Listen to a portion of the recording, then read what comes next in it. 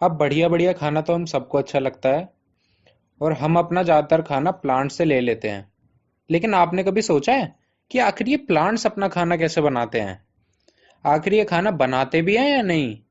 इसी चीज़ को आज हम पढ़ेंगे हमारे आज के चैप्टर न्यूट्रिशन इन प्लांट्स में। तो मेनली मैंने इस चैप्टर को 3 पार्ट्स में डिवाइड कर दिया है, जिससे हमें ये चैप्टर समझने में आसानी हो। पहले पार्ट में हम कुछ टर्म समझेंगे, जैसे कि न्यूट्रिएंट्स और न्यूट्रिशन क्या होता है। दूसरे पार्ट में हम समझेंगे कि प्लांट्स अपना खाना बनाते कैसे हैं, इस पूरे प्रोसेस को डिटेल में। और तीसरे पार्ट में हम देखेंगे other modes of nutrition in plants और सॉइल में न्यूट्रिशन कैसे आते हैं।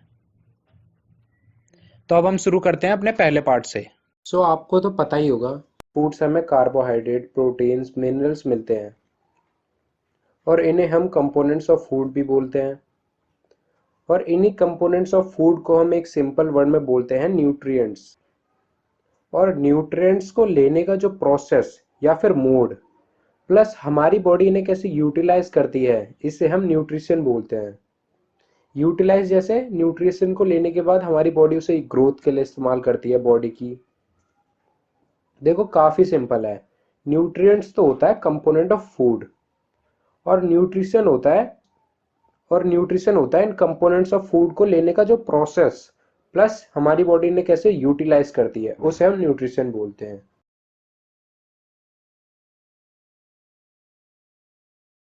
अब हम समझते हैं मोड ऑफ न्यूट्रिशन, मतलब न्यूट्रिशन को लेने के कितने तरह के मोड होते हैं।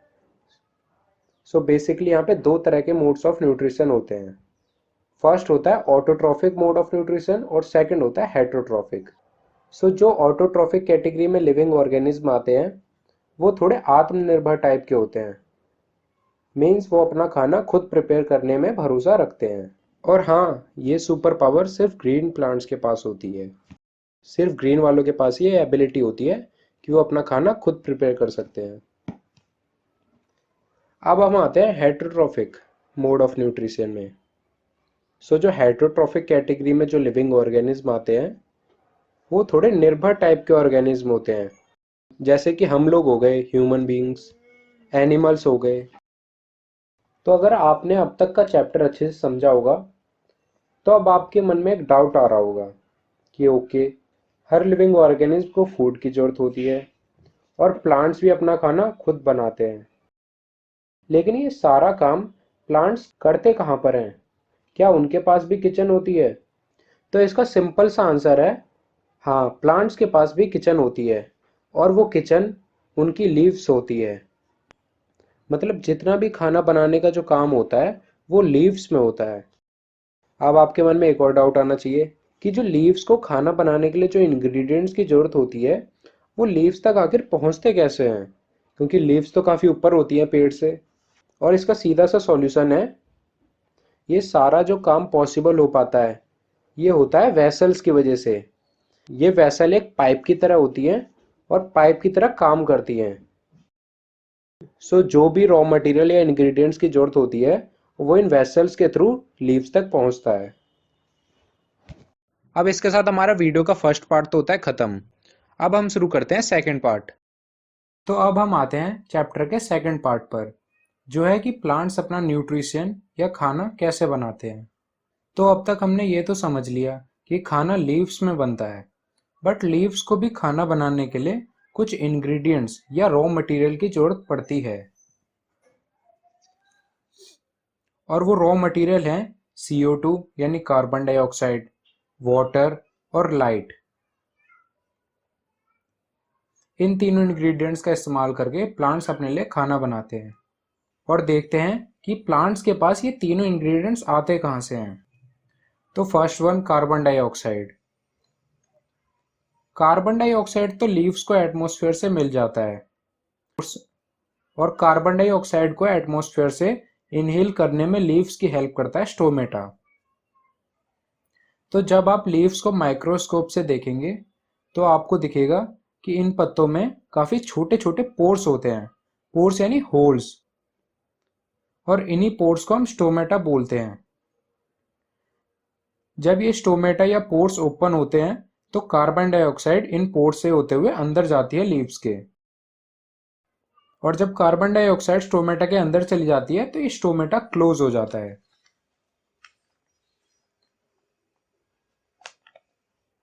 और ये जो स्टोमेटा की सराउंडिंग बाउंड्री है, इन्हें हम बोलते हैं गार्ड सेल। ये गार्ड सेल ही कंट्रोल करते हैं कि स्टोमेटा को कब ओपन होना है और कब क्लोज। अब कार्बन डाइऑक्साइड के बाद हम देखते हैं कि वाटर लीव्स तक कैसे पहुंचता है। तो इसके बारे में तो हमने पहले ही समझ लिया था कि वाटर और मिनरल्स लीव्स तक इन छोटे छोटे पाइप्स या वेसल्स की वजह से पहुंचते हैं। इसके बाद बारी आती है हमारे थर्ड और फाइनल इंग्रेडिएंट की, और वो है लाइट। अब लाइट का इंतजाम तो सन से हो जाता है, सन रेज से। अब क्वेश्चन है कि लीफ सनलाइट को कैप्चर कैसे करती है।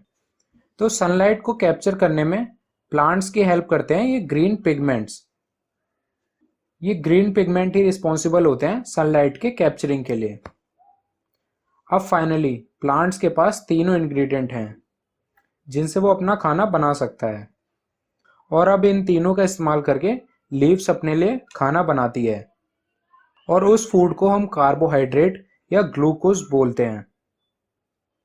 और खाना बनने के प्रोसेस के बाद जो ऑक्सीजन बनता है और उन्हें प्लांट्स इन स्टोमेटा के पोर्स की वजह से बाहर एटमॉस्फेयर में भी रिलीज कर देते हैं। तो अब तो आपको क्लियर हो गया होगा कि प्लांट्स अपना खाना कैसे बनाते हैं। और इसी पूरे प्रोसेस को हम इंग्लिश में फोटोसिंथेसिस बोलते हैं। फोटो मीन्स लाइट और सिंथेसिस मीन बनाना, लाइट की हेल्प से खाना बनाना। अगर आपको ये फोटोसिंथेसिस प्रोसेस समझने में दिक्कत आ रही है तो आप इस वीडियो को थोड़ा सा रिवाइंड करके एक और बार देख सकते हैं। और आपकी हेल्प के लिए मैं इस चैप्टर के जो नोट्स हैं इन्हें अपनी वेबसाइट pgrmseducation.com पर भी डाल दूंगा, जिसकी लिंक्स आपको डिस्क्रिप्शन में भी मिल जाएगी, और इस वेबसाइट पर से जाके आप ये नोट्स डाउनलोड भी कर सकते हो। अब इसके बाद हमारे चैप्टर का सेकंड पार्ट भी होता है खत्म। अब हम देखते हैं अदर मोड्स ऑफ न्यूट्रिशन। तो दो मोड्स ऑफ न्यूट्रिशन तो हमने पहले ही देख लिए थे, ऑटोट्रॉफिक और हेटरोट्रॉफिक मोड्स ऑफ न्यूट्रिशन। तो इनके अलावा भी कुछ मोड्स ऑफ न्यूट्रिशन होते हैं प्लांट्स में।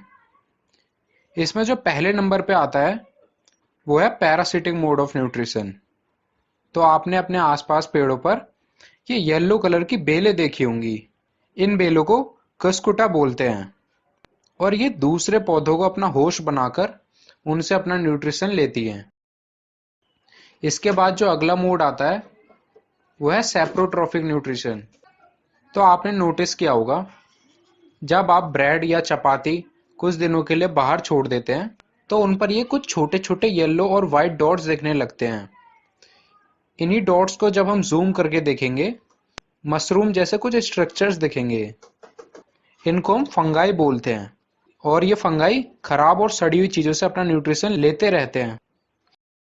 इनके बाद जो अगले आते हैं वो है इंसेक्टिवोरस प्लांट्स। ये तो सिर्फ कहने के लिए ही प्लांट्स हैं, ये न्यूट्रिशन की कमी दूर करने के लिए दूसरे इंसेक्ट्स को ही अपना न्यूट्रिशन बना लेते हैं। अब समझने की बात तो यह है, दिखने में तो ये भी ग्रीन है, तो इनके पास भी ग्रीन पिगमेंट क्लोरोफिल होगा, तो ये अपना न्यूट्रिशन खुद क्यों नहीं बना लेते ऑटोट्रॉफिक मोड से।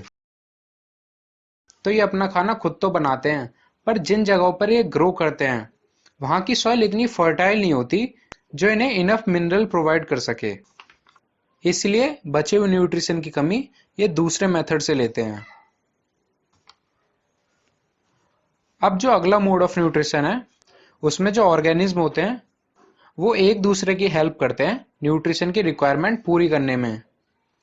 जैसे कि हमने इस वीडियो में पहले ही देखा था कि कैसे राइजोबियम बैक्टीरिया प्लांट की हेल्प करता है नाइट्रोजन को सॉइल में मिक्स करने में, और प्लांट्स राइजोबियम की हेल्प करते हैं उसे थोड़ा सा अपना फूड देकर।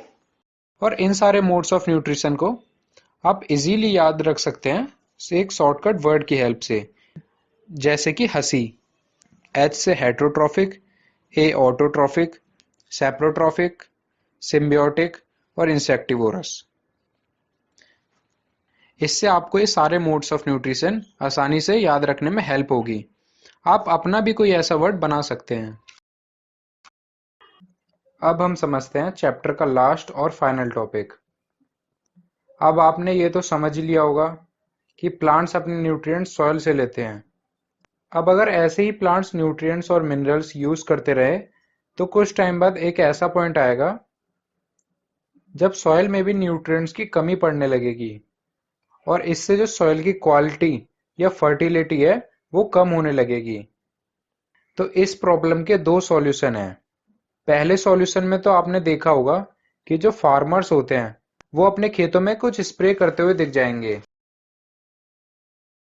तो ये जो स्प्रे होती है ये फर्टिलाइजर्स की होती है। ये फर्टिलाइजर्स सॉइल में मिलकर सॉइल को उसके खोए हुए न्यूट्रिएंट्स वापस करते हैं, जैसे कि नाइट्रोजन हो गया, फॉस्फोरस हो गया। अब आता है दूसरा तरीका। तो आपको पता ही होगा कि हमारे एटमॉस्फेयर यानी एयर में 78% नाइट्रोजन होता है। बट प्रॉब्लम यह है कि प्लांट्स इस नाइट्रोजन को डायरेक्ट यूज नहीं कर सकते। इसमें उनकी हेल्प करता है राइजोबियम बैक्टीरिया। राइजोबियम बैक्टीरिया के पास पावर होती है कि वो एटमॉस्फेयर से नाइट्रोजन लेके उसे सॉइल में मिक्स कर देता है और अब इस नाइट्रोजन को प्लांट्स यूज कर लेते हैं और बदले में थोड़ा सा फूड राइजोबियम बैक्टीरिया को दे देते हैं। और ये बैक्टीरिया प्रेजेंट होता है लेगुमिनस प्लांट जैसे पल्स या दाल, इन कुछ स्पेशल प्लांट्स की रूट में।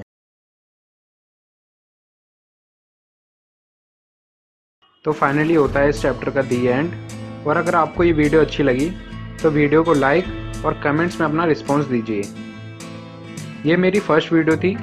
अगर आपको ऐसे ही बाकी चैप्टर्स की भी वीडियो चाहिए तो कमेंट्स में लिखकर बता सकते हैं। अगर इस वीडियो पर अच्छा रिस्पॉन्स आता है तो मैं आगे की वीडियो पर भी काम शुरू कर दूंगा।